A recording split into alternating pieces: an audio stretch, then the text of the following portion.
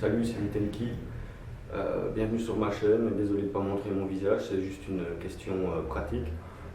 Donc je refais cette petite vidéo après un an sur le sujet du sac d'Evac. Je laisse les autres vidéos toujours disponibles pour que vous puissiez voir un peu l'évolution. Donc le sac d'Evac, c'est pas quelque chose que je prends à la légère, c'est quelque chose dont je prends mon temps pour le faire. Donc si vous voyez bien évidemment qu'il manque quelque chose ou si vous pensez que quelque chose est superflu, n'hésitez toujours pas à m'envoyer vos commentaires, je suis preneur. Donc voilà, le sac en lui-même, toujours le même, le Roche 72. J'y ai apporté un sac de couchage parce qu'il faut, tout simplement. Donc voilà, le sac de couchage accroché avec des mousquetons. Donc c'est un sac super pratique parce qu'avec le nombre de passants molles qu'il y a tout autour du sac, ça permet de vraiment venir ajouter des accessoires un peu comme on veut, avec une facilité monstre, je vais dire. Donc voilà, le sac de couchage, je ne vais pas m'éterniser là-dessus, chacun fait comme il veut, selon la région où il habite. Et de toute façon, j'imagine bien qu'en été, ce ne sera pas le même couchage qu'en hiver. Donc ici à l'extérieur, j'y ai accroché un tarp de marque Quechua. Donc m'en fous, moi je dis les marques, hein. De toute façon, c'est certainement pas moi qui vais apporter une vente supplémentaire à des grandes marques comme ça, hein. Donc ce tarp, je l'ai accroché simplement avec des petits nœuds très simples à l'extérieur du sac. De toute façon, il peut être mouillé. C'est quand même, je veux dire, mouiller un parapluie, s'en fout quoi. J'espère que vous avez compris ce que j'ai voulu dire. Donc j'ai accroché ça avec un peu de paracord verte. Ça fait plus joli. Donc toujours la pince coupe-boulon. Ça pèse, mais bon, ça peut servir en milieu urbain, ça peut servir. Et puis si c'est vraiment trop lourd, ça prend une demi-seconde à balancer. On allège déjà ça de 350 grammes si mes souvenirs sont bons. Donc 350 grammes, ça a l'air de rien, mais quand on ajoute et qu'on ajoute et qu'on ajoute et qu'on ajoute, ça commence à peser sur les épaules. Donc le sac, je vais déjà mettre de côté un peu les accessoires au fur et à mesure, puisque dans quelques minutes, il n'y aura plus de place autour de moi. Donc le sac, voilà, il s'ouvre en deux, clac, clac. Il constitue une poche supplémentaire où on peut venir y mettre certaines choses. Donc là, il y avait la pince Monseigneur, le coupe-boulon, mais on peut également y mettre des autres trucs comme une bâche ou quoi. Donc ici, un hamac filet. Le hamac filet, il est mini, hein. Il pèse 200 grammes, il fait 2,20 m de long. Il est résistant, il n'y a pas de problème, mais c'est plus pour venir y accrocher les choses, pour pas qu'elles trempent ou pas qu'elles touchent le sol, comme un sac de linge ou autre. Donc il y a un tas d'applications possibles. Donc je vais commencer par les poches de côté. Ici, une petite boîte avec quelques médicaments, rien de bien méchant, juste de quoi soigner un mal de tête dû à la déshydratation ou des choses comme ça. Une bouteille d'1,5 litre, voire 2 litres.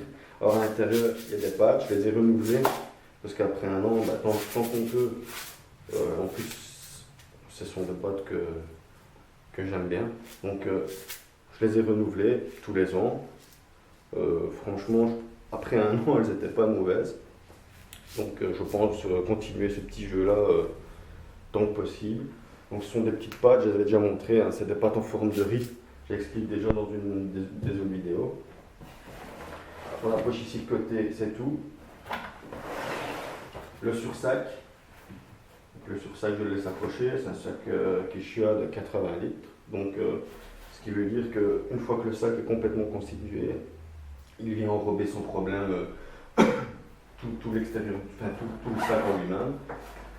Donc une bouteille que je vais certainement bazarder parce qu'elle ne fait qu'1 litre et elle en a lu et elle est déjà très lourde je trouve, parce que franchement le poids c'est quelque chose d'important. Bon, l'eau, ça prend de la place, c'est lourd, et en plus on en a besoin, mais d'une quantité monstrueuse, surtout quand on marche, hein.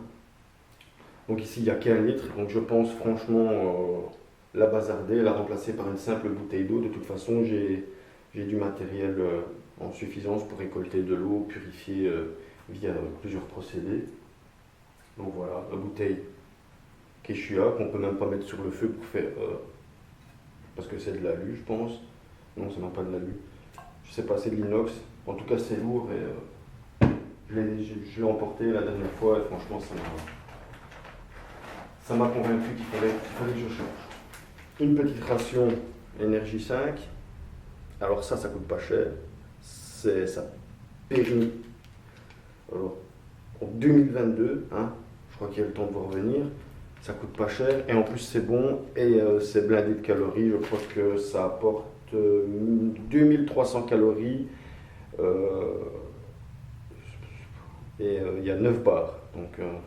Donc techniquement c'est censé être de la nourriture d'urgence pendant 3 jours.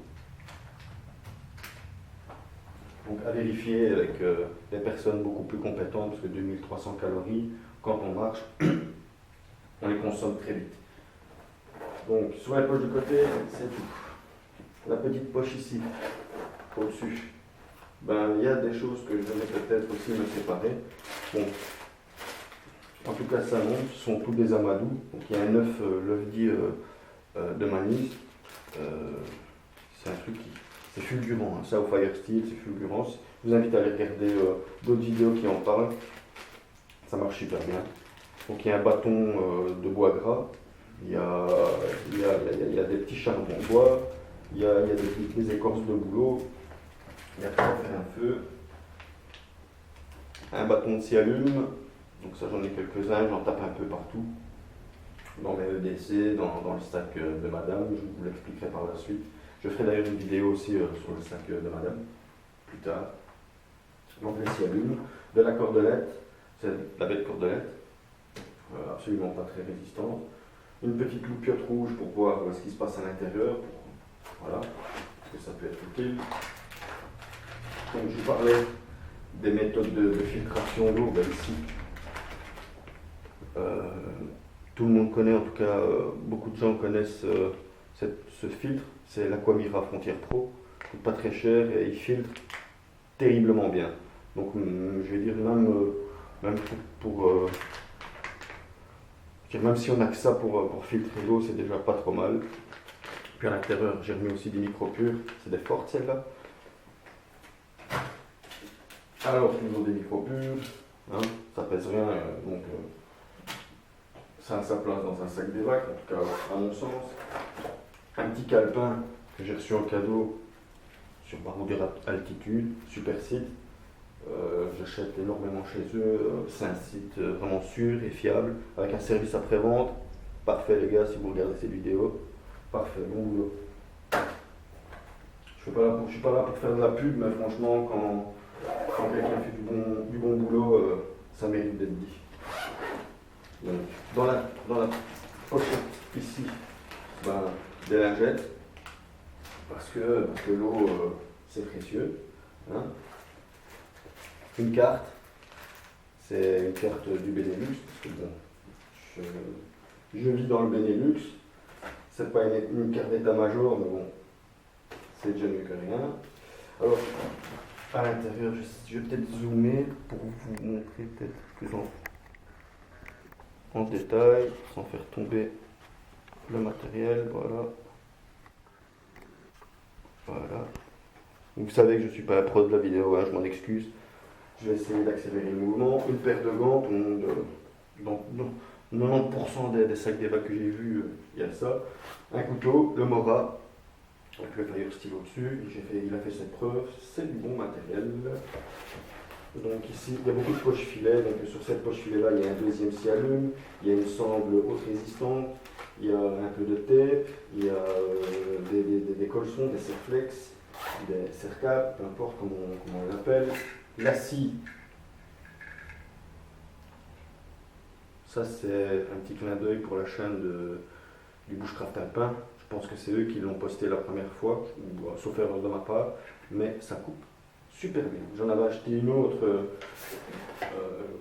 à mes débuts, mais j'ai directement bazardé pour ce matériel-là. Donc il y a des poches, mais en veux-tu en voilà sur ce sac. Donc ça, c'est un sac que je conseille quand même. Donc ici, un briquet tempête qui fonctionne accroché à une petite sangle fournie avec le sac, une petite loupiote, tiens, comme ça. Donc ça c'est du LED Lancer, je l'ai laissé accrocher, c'est uniquement pour voir ce qui se passe à l'intérieur, c'est du super dépannage. Donc ici, dans cette poche filet, il y a des shoots de Red Bull, il y a des petits bonbons, donc le sucre, pour le petit, pour le petit, pour moi, pour celui qui en aura besoin. Donc un poncho réutilisable. Alors, réutilisable, oui, mais pas des années. C'est un truc de secours. Hein, donc, il sera réutilisable dans la mesure où ce ne sera que plusieurs fois. On va dire, après 5-6 fois déjà, on peut le bazarder. Une petite boîte avec blindé de piles. Alors, les piles, ça pèse lourd. Hein. Alors là, il y en a quelques-unes. Pour les lampes frontales et pour la lampe torche. Lampe torche, j'ai une Phoenix, la ID12, celle qui est dans mon EDC, mais bon. Il va falloir penser à une lampe torche un peu plus conséquente, et ça pèsera encore plus. Mais les piles, au passage, ça pèse lourd. Couverture de survie, non. Ah non, poncho. Donc c'est le même poncho, mais la version enfant. Et c'est tout pour cette poche-là.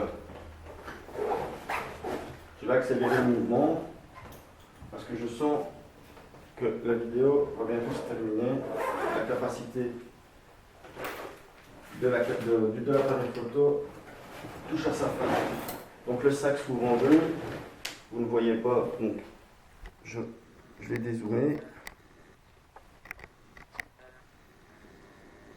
Voilà. Je vais mettre en pause et je vais refaire une deuxième partie.